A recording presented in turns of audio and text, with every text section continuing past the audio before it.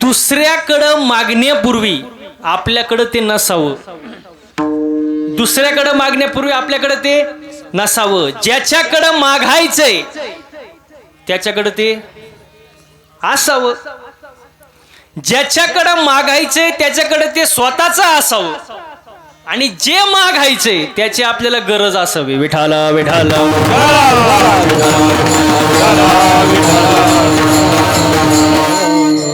मागच्या अभंगामध्ये तुकोबाराने देव म्हणतात काहीतरी मागा. आता आपण मंदिरात जातो, महिला मंडळ, तुम्ही मंदिरात जाता का? अहो मंदिरात जाता का?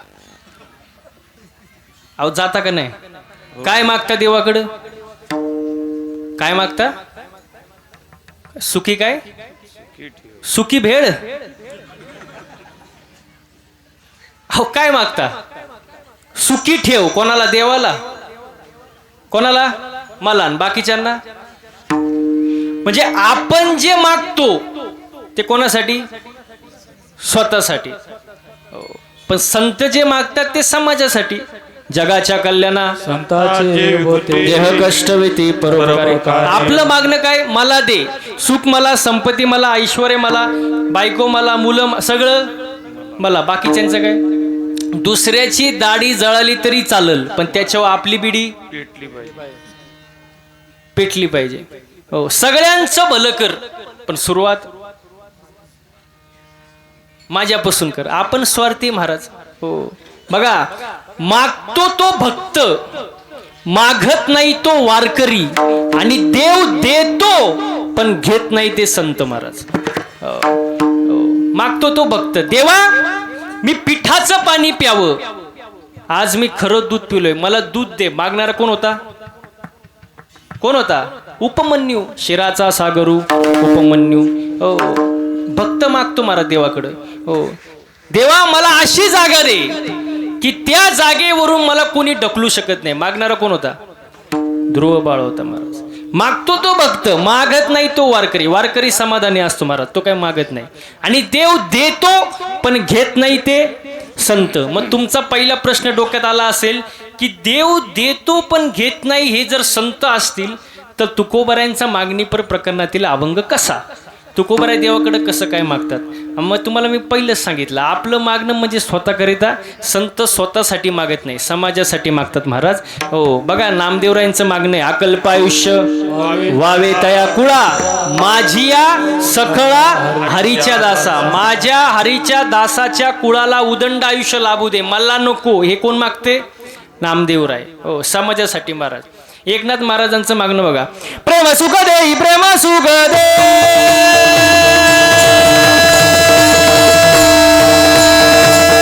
प्रेम सुख दे, प्रेम सुख दे, प्रेम सुख दे,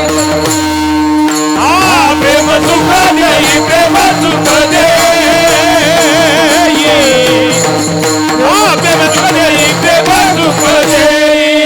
प्रेम सुख दे, प्रेम सुख दे, प्रेम सुख दे, प्रेम सुख दे, प्रेम सुख दे, प्रेम सुख दे, प्रेम सुख दे, प्रेम सुख दे, प्रेम सुख दे. प्रेम विना नाही समाधान, समाधान, समाधान.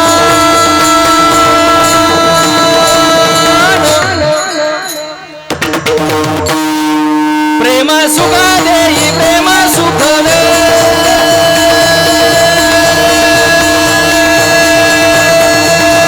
प्रेम सुख दे, प्रेम सुख दे. प्रेम विना नाही समाधान, समाधान, समाधान.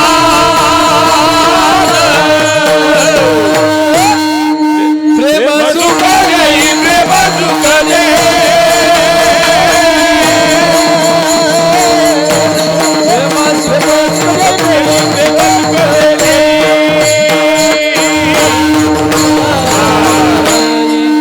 लय प्रेम झालं महाराज मंडळी. प्रेम सुख दे, प्रेम सुख दे, प्रेमा विन नाही समाधान. हो, म्हणजे संतांचं मागणं समाजाकरिता, आपलं मागणं स्वतःकरिता महाराज. आपलं मागणं वेगळं, संतांचं मागणं वेगळं महाराज. हो, मागणाऱ्यात प्रकार आहेत महाराज. आपण देवाकडे जातो स्वतःसाठी मागतो, समाजासाठी मागतो का? नाही. इथं बसलेल्यापैकी अशी कोण आहे बाबा जिला वाटतं माझ्या शेजारणीचं कल्याण व्हावं? तिने हात वर करा.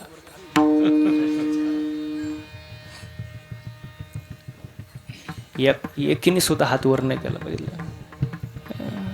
माणूस स्वार्थी आहे, स्वतःसाठी विचार करणं, समाजासाठी नाही. कारण माणसाचं मन आजकाल समाधानी नाही. दुसऱ्याचं चांगलं व्हावं असं आपल्या मनाला सध्या वाटत नाही. वाटत नाही महाराज. आपण संतांच्या जागेवर जाऊ शकत नाही. संतांचं सगळं उदार अंतकरणाचं आहे महाराज, सगळं समाजासाठी, स्वतःसाठी एक सुद्धा गोष्ट नाही महाराज. हो. मग आजच्या अभंगामध्ये तुकोबारायांना देव म्हणाले की काहीतरी मागा, काहीतरी पण मागा. मग तुकोबाराय म्हणले तू सारखं तगादा लावलाय, काहीतरी मागा, काहीतरी मागा, काहीतरी मागा. एक तर मला नकोच, मी समाधानी, मला काहीच नको. 6 जन्मात मी काही मागितलं नाही, आता कशाला मागेल? पण जर तू सारखा तगादा लावलायस, जर सारखाच म्हणतो काहीतरी मागा, जर तुला द्यायचंच असेल तर एकच दे. काय दे? अभंगाचं पहिलं चरण.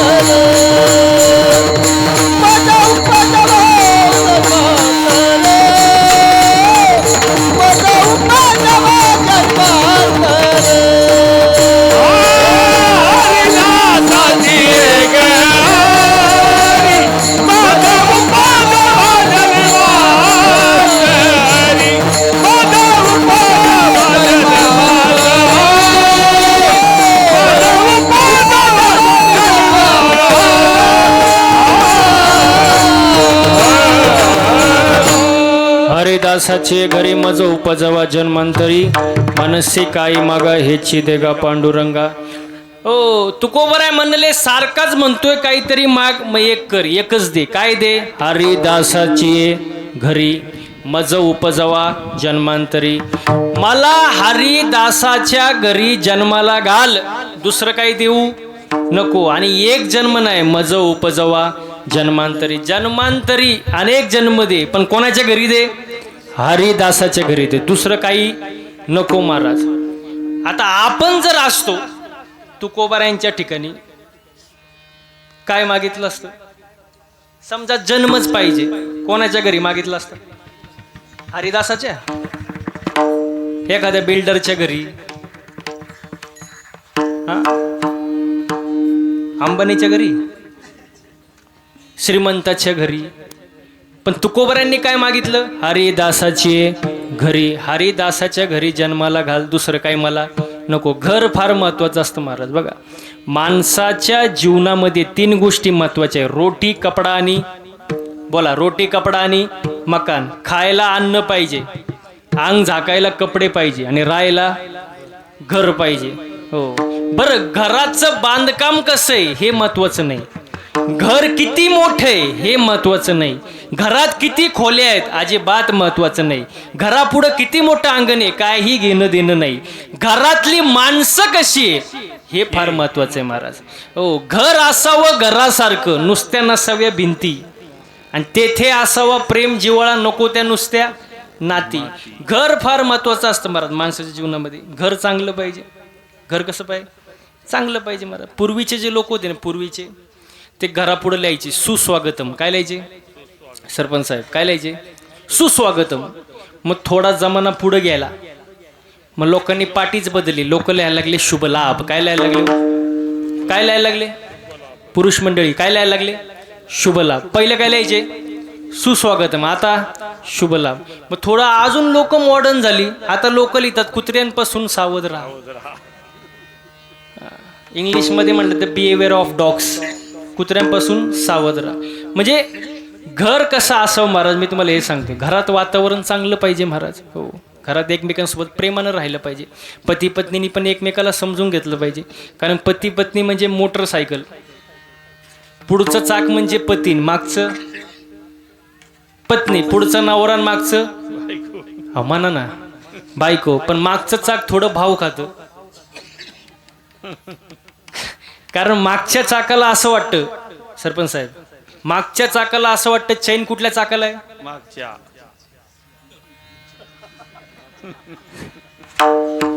चैन मागच्या चाकाला आहे, मग ते थोडं भाव खातं. पण मी मागच्या चाकाला माझी विनंती आहे, भाव खायची गरज नाही. तुम्ही म्हणाल का? हँडल पुढच्या चाकाला आहे ना.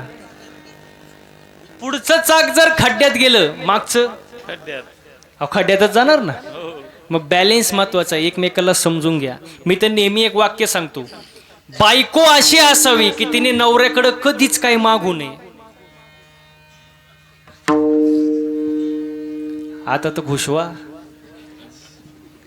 बायको अशी असावी तिने नवऱ्याकडे कधीच काही मागू नये, पण नवरा असा असावा तिला कधी मागण्याची वेळच येऊ देऊ नये. तुम्ही बघितली का टाळी कोट वाजली फक्त?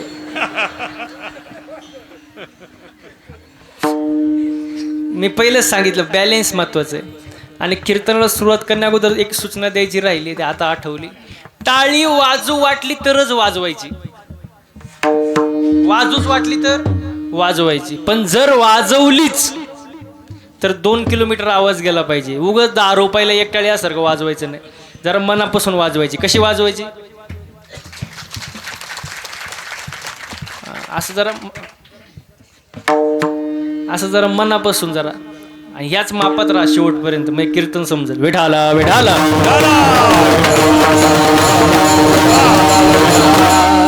हा, माझा मुद्दा काय होता? घर महत्वाचे, घरामधलं वातावरण महत्वाचं, एकमेकांना समजून घ्या महाराज. सुखी संसार होण्यासाठी घरात किती सुख सोयी उपलब्ध आहेत हे महत्वाचं नाही, ते दोघं एकमेकांना किती समजून घेतात हे महत्वाचं आहे महाराज. मी तुम्हाला सुखी संसाराचा मंत्र सांगतो. कौतुक 4 चौघात करा आणि चुका एकांतात सांगा, घरात कधीच भांडणं होणार नाही. आपण काय करतो? चुका 4 चौघात आणि कौतुक बेडरूम मध्ये गेलं. मग असं असल्यावर घरात भांडणं होणारच ना महाराज. एकमेकांना समजून घेतलं पाहिजे, प्रेमाने राहिलं पाहिजे महाराज. वातावरण कसं पाहिजे? चांगलं पाहिजे घरामध्ये. हो, आणि दुसरी गोष्ट, कर्म चांगली ठेवा. माणसाचं कर्म कसं पाहिजे? चांगलं पाहिजे ना, चांगलंच वागलं पाहिजे माणसाने. बघा, मालमत्तेचे वारस अनेक जण असू शकतात, पण आपल्या कर्माचे वारस आपण स्वतः असतो महाराज. म्हणून कर्म कसं पाहिजे? चांगलंच पाहिजे महाराज. कर्माचं गणित खूप सोपं आहे. तुम्ही जसं दुसऱ्यासोबत वागणार तेच फिरून परत तुमच्याकडे येणार महाराज. मी तर म्हणतो कर्म असं ठेवा माणसाने की किती जरी मोठं संकट आलं तरी त्याची चिंता भगवंताला असेल, तुम्हाला नाही. असं कर्म पाहिजे महाराज. हो, सुंदर कर्म करा महाराज. हो, कर्म कसं पाहिजे? चांगलं ठेवा महाराज. हो, कारण कर्म आपल्या हातात नाही, आपल्या हातात आहे. प्रारब्ध आपल्या हातात नाही, पण कर्म आपल्या हातात आहे. म्हणून माणसाने कर्म चांगलं केलं पाहिजे महाराज, संगत चांगली ठेवली पाहिजे. आपल्याला सल्ले देणारे कोण आहेत हे जरा बारकाईने तपासा. सल्ले देणारे आपल्या मागे जे सल्लागार असतात ना ते जरा तपासा महाराज. बघा दुर्योधन सुद्धा पराक्रमी होता, होता का नाही? दुर्योधन सुद्धा पराक्रमी होता, पण विजय कोणाचा झाला? अर्जुनाचा झाला. का? दुर्योधन सल्ले घेत होता शकुनी मामाचं. दुर्योधनाचा सल्लागार कोण होता? शकुनी मामा. आणि अर्जुन सल्ला घेत होता भगवान श्रीकृष्णाचा महाराज. अर्जुनाचे सल्लागार भगवान श्रीकृष्ण महाराज. हो, म्हणून सल्ला कोणाचा घेतोय आपण लक्षात घेतलं पाहिजे महाराज. हो, हजारो शकुनी भेटतील तुम्हाला आयुष्याच्या महाभारतात, पण तुम्ही फक्त श्रीकृष्णालाच निवडा जो आयुष्यभर शेवटपर्यंत साथ देईल या रणांगणात महाराज. म्हणून चांगले सल्लागार निवडा, चांगली संगत ठेवा महाराज आयुष्यामध्ये. कर्म चांगलं ठेवा, चांगलं बोला. आपल्याला बोलायचं कळत नाही, अजिबात कळत नाही महाराज. मी एका ठिकाणी कीर्तनाला गेलो सरपंच साहेब, आणि कीर्तन झालं, मी खुर्चीवर बसलो. एक जण माझ्या जवळ आला, पाया पडला, खिशातून 500 रुपयाची नोट काढली आणि माझ्या पायावर ठेवली. मी म्हणलं हे कशासाठी? तो म्हणतो महाराज ही नोट कुठंच चालत नव्हती. मी म्हणलं हे कुठंच नोट चालत नाही, इथं चालन काय? मग असे बोलायचं कळत नाही, वागायचं कळत नाही महाराज. लय अवघड विषय महाराज. चांगलं बोलावं महाराज. मी एकदा कीर्तनात बोलून गेलो, जसं पेराल तसं, जसं पेराल तसं प्रमाणे ना, शुद्ध बीजा पोटी आणि फळे रसाळ गोमटी. आता मी म्हटलं जसं पेराल तसं उगवेल. कीर्तन झालं, मी बसलो, एक जण माझ्या जवळ आला, मला म्हटलं महाराज तुम्ही हे बोललेच का? म्हणलं काय बोललो? तो म्हणतो जसं पेराल तसं उगवेल. म्हटलं बरोबरच ते, काय चुकीचं आहे? तो म्हणतो साप चुकीचं आहे. म्हणलं झालं काय? तो म्हणला महाराज शेंगदाणा पेरला, टरफल आलो कुठून? जसं पेराल तसं अहो माझी अकलच बंद झाली. म्हटलं करावं तरी काय? अरे मी म्हटलं ते टरफलाच्या आत शेंगदाणा आहे ना? तो म्हणतो नाही नाही नाही नाही, जे पेराल. तर काय बोलावा? पण मी पण हुशार महाराज. मी त्याला म्हणलं तुला उत्तर पाहिजे ना, फुकट देणार नाही, अजिबात नाही. घरी चहा प्यायला ने. तो म्हणतो ठीक आहे महाराज. गेलो त्याच्या घरी चहा प्यायला. त्याला म्हणलं फक्त चहा आण, बाकी काय आणू नको. तो कपात चहा घेऊन आला. म्हणलं फक्त चहा. कप नको. तो म्हणला महाराज फक्त चहाच आणलाय, खारी टोस बटर नाही, फक्त चहा अरे म्हणलं फक्त चहा, कप नको. तो म्हणला महाराज कपाशिवाय कुठे चहा असतो का? म्हणलं बावळा टमाटर फल्याशिवाय कुठे शेंगदाणा आहे? तो म्हणतो महाराज तुमच्या कुठं नादी लागतं. म्हणलं तुला पहिली अक्कल नव्हती का? म्हणलं असे लोक असतात महाराज, लय अवघड महाराज. कसं बोलावं कसं वागावं अजिबात कळत नाही महाराज. म्हणून मी नेहमी सांगतो परमार्थ करत असताना माणसाचं चालणं बोलणं राहणं उठणं बसणं वागण्यात बदल झाला पाहिजे महाराज. आणि हा जो बदल आहे तो कुठं होऊ शकतो महाराज? चांगल्या संगतीत. आणि चांगली संगत कुठं असतं? हरिदासाची घरी मज उपजवा जन्मांतरी. हो देव म्हणाले काहीतरी मागा. तुकोबराय म्हणले द्यायचंच असेल तर मला हरिदासाच्या घरी जन्माला घाल. आणि एक जन्म नाही उपजवा जन्मांतरी, अनेक जन्म घाल. सारखं म्हणतो ना काहीतरी मागा, मग हेच दे. अभंगाचं दुसरं चरण.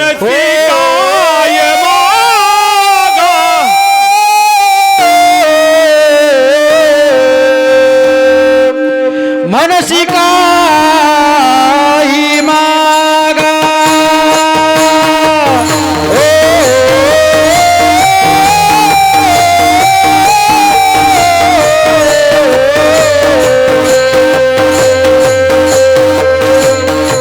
मनसी काही मागा.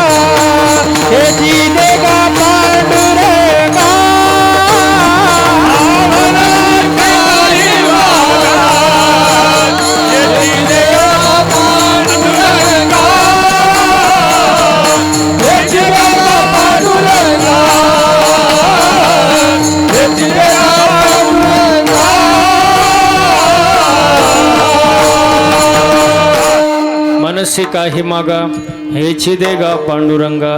एकदा गायक वादकसाठी जोरदार टाळ्या वाजवा महाराज. वा वा वा वा सुंदर. मला सांगा बरं, हे गायन करणं सोपं आहे का हो? सोपं आहे का? सोपं आहे? अजिबात नाही महाराज. हे वादन करणं सोपं आहे अजिबात. त्याच्या मागे कष्ट आहे महाराज. 10-10 वर्ष त्याच्या मागे तप आहे, तेव्हा एवढं सुंदर गाताना वाजवता येतं महाराज. सोपं नाही महाराज. माझा एक मित्र होता आळंदीला महाराज, 6 वर्ष. किती?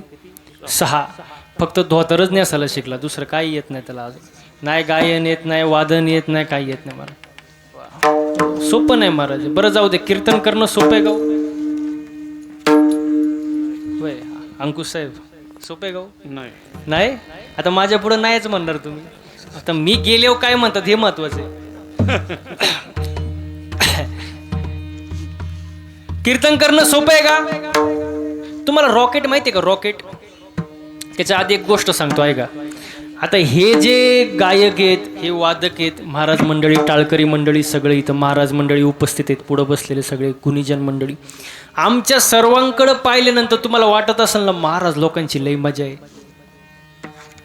वाटत असेल ना बाबा यांची लई मजा आहे बाबा. वाटतं का नाही? आता तुम्हाला गोष्ट सांग. वाटतं ना? वाटतं ना. तुम्हाला माझ्या मनातलंच वाटतं ते बरं आहे. आता तुम्हाला उदाहरण देतो बघा. रॉकेट माहिती आहे सगळ्यांना? रॉकेट. आता बोलत जा. रॉकेट कुठं उडतं? रॉकेट कुठं उडतं? आकाशात. आकाशात.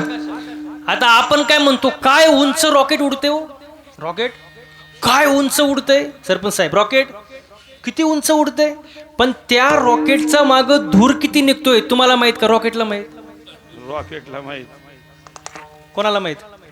रॉकेटलाच माहित नाही. तसं आमच्याकडे बघितलं वाटत असेल महाराज लोकांची लई मजा आहे, पण आमचा माग धूर किती निघतो तुम्हाला माहित का? आम्हाला माहित. सोपं नाही महाराज. हे रोजचा प्रवास, रोजचं हे कीर्तन सोपं आहे काय? अजिबात सोपं नाही महाराज. मी सांगत नाही कीर्तनात, पण तो विषय निघाला म्हणून सांगतो. हो, 6 महिन्यामध्ये गाडीचं रनिंग झालं 30,000 किलोमीटर. किती? तुम्हाला खोटं वाटेल. किती? 30,000 किलोमीटर गाडीचं रनिंग 6 महिन्यात. हो, दिवसाही गाडीत आणि रात्रही गाडीत. घरी जाईल याची गॅरंटी नाही.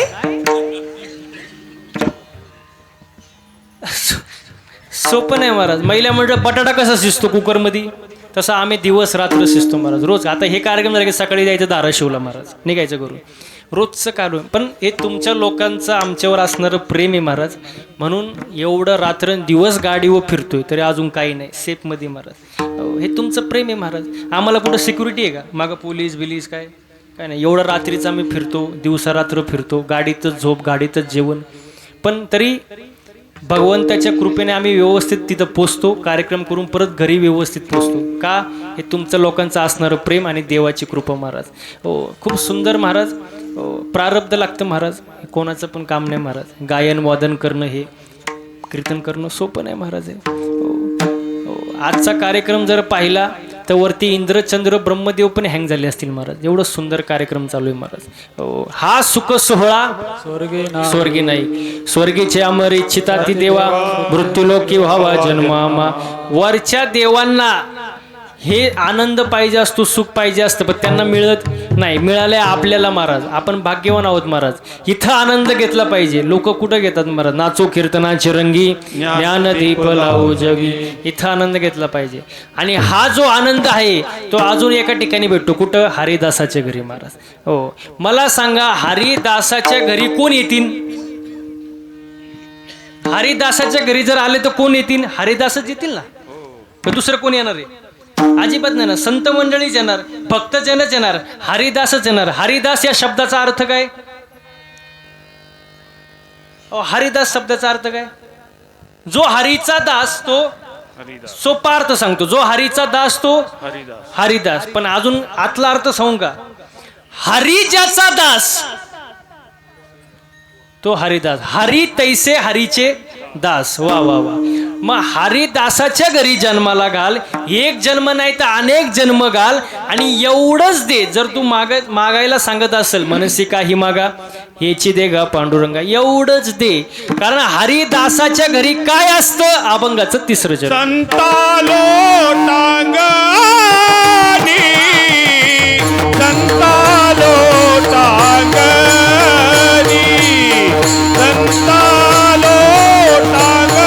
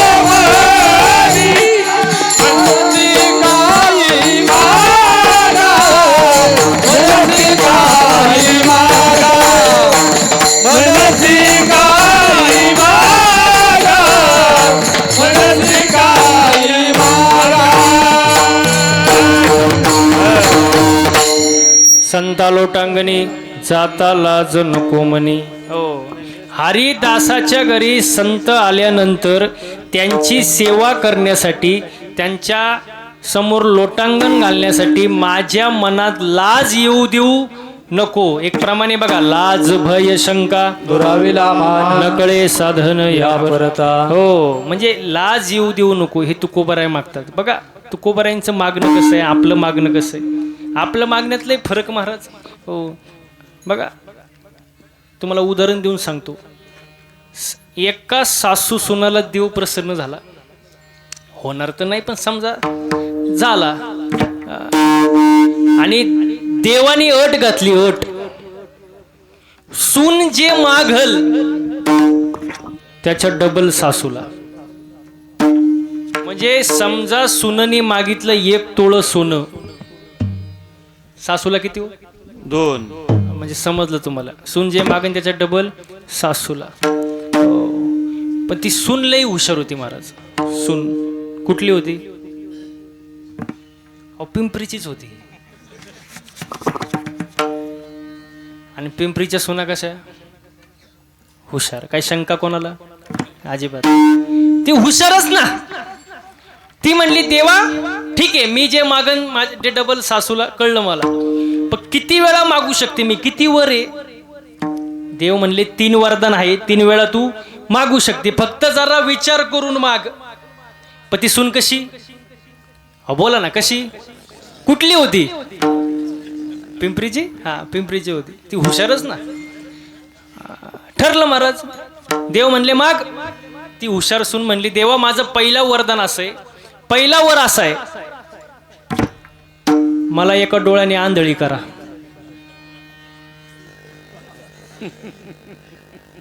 त्याच्या डबल. अहो तिला काही दिसणीच, आंधळी झाली. पहिलं वरदान संपलं. राहिले किती? 2. दुसरा वरदान देवा मला असं द्या, मला एका पायाने लंगडी करा. सासू 2 पाय. अहो जागेवर बसली, चालताच येईन, पायच नाही. आता राहिला शेवटचा. पण सून कशी होती? अजूनही हुशारच आहे का? बरं हुशार होती. कुठली होती? हा, पिंपरीची. हुशारच ना. देव म्हणले शेवटचं राहिले, जरा विचार करून माग जरा. पण ती हुशारच, तिला सांगायची गरज अजिबात नाही. ती म्हणली देवा शेवटचा वर असा द्या, उग नॉर्मल झटका, उग दिल्यागत नॉर्मल अटॅक द्या, उग झटका. त्याच्या डबल. अहो सासू जागेव गेली, बघता काय माय ग. म्हणजे देव प्रसन्न झाला पण मागायचं कळलं नाही. एकतर प्रसन्न होत नाही, पण झाल्यावर मागावं काय कळलं पाहिजे ना. असंच 3 मित्रांना देव प्रसन्न झाला. भगवान शंकर. आता भगवान शंकर कसे आहे? शिव भोळा चक्रवर्ती, त्याचे पाय माझे. सगळ्यात भोळा देव भगवान शंकर. आणि 3 मित्रांना प्रसन्न झालं. ते 3 असे येडेच. भगवान शंकर प्रसन्न झाले. एकाला म्हणले माग, तुला काय पाहिजे? तो म्हणला देवा मला सगळे, मला काय मागायची गरज नाही, पण तू म्हणतोय म्हणून मागतो. म्हणले देव म्हणले माग. तो म्हणला असं करा देवा, चिंचची झाडं 1 कोट, चिंचची झाडं 1 कोट, आणि प्रत्येक पानाला 500ची नोट.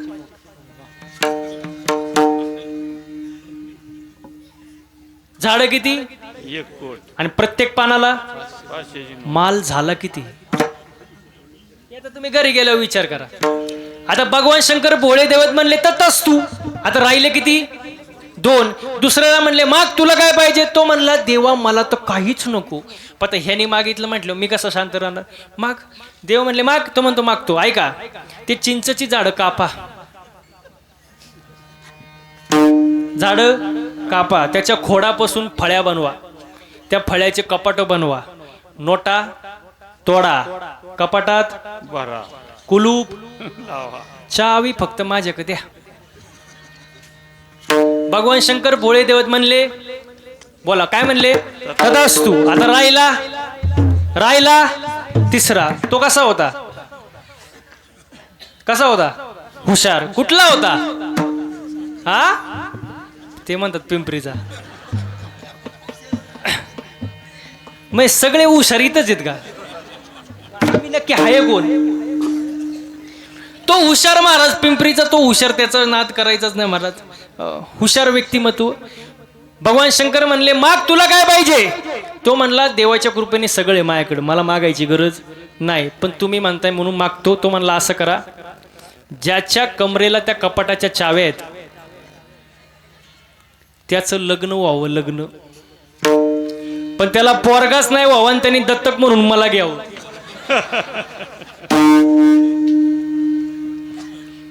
दुसऱ्याचं वाटुळ करण्यासाठी केलेलं मागणं काय कामाचं आहे महाराज? देव प्रसन्न झाले पण मागायचं कळलं नाही. मागावं काय हे सुद्धा अक्कल पाहिजे महाराज. हो, तुकोबर आहे देवाकडे काय मागतात? हरिदासाच्या घरी जन्माला घाल, एक नाही तर अनेक जन्म घाल. हो, आणि जर तू मागायचंच म्हणतो तर एवढंच दे, दुसरं काही देऊ नको. कारण हरिदासाच्या घरी काय असतं? संतांचं येणं जाणं असतं. आणि ते संत आल्यानंतर त्यांची सेवा करण्यासाठी, त्यांच्या नतमस्तक होण्यासाठी, लोटांगण घालण्यासाठी माझ्या मनामध्ये लाज येऊ देऊ नको. संत लोटांगणी जाता लाज नको म्हणे. लाज येऊ देऊ नको महाराज. अनन्य भावाने सेवा करण्याची मला ताकद दे. आणि हरिदासाच्या घरी दुसरं काही होणार नाही. एकतर भजन होणार, कीर्तन होणार, प्रवचन होणार, हो, भगवंताचं गुणगान होणार, दुसरं काही होणार नाही. पण त्या आनंदामध्ये, त्या भक्तीमध्ये, त्या सेवेमध्ये मला नाचण्यासाठी बळ दे. हेच अभंगाचं शेवटचं चरण.